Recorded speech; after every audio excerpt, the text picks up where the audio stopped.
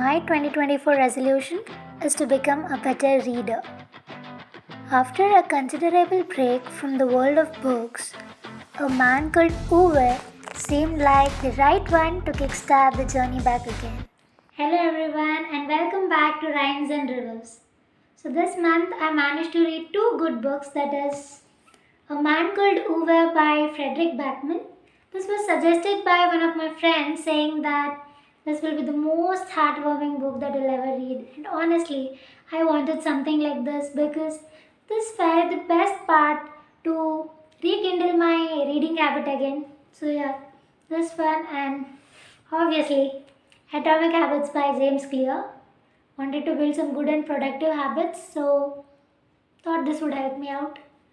If you've seen my previous video where I've shared that I will be sharing the book reviews of all the books as I read.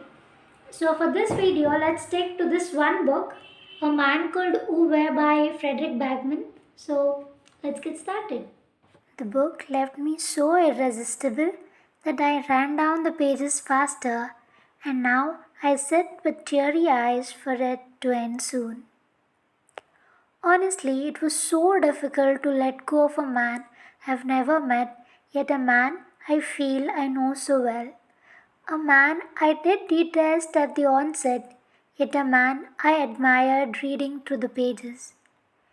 He was a man who lived in black and white, yet he was a man in all colors by the end, a man called Ove.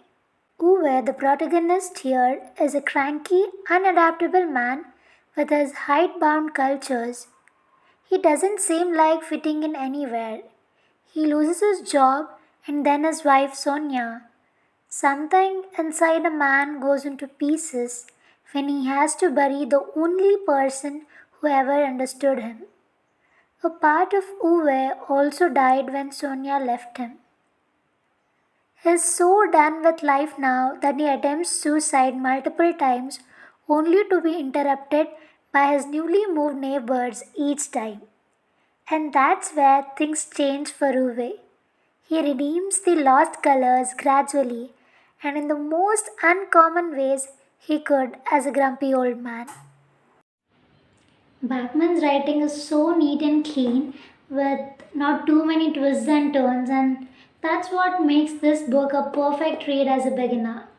And the definitions of love, death, and friendships that he has described in this book, oh my god, that is what made me contemplate for a longer time.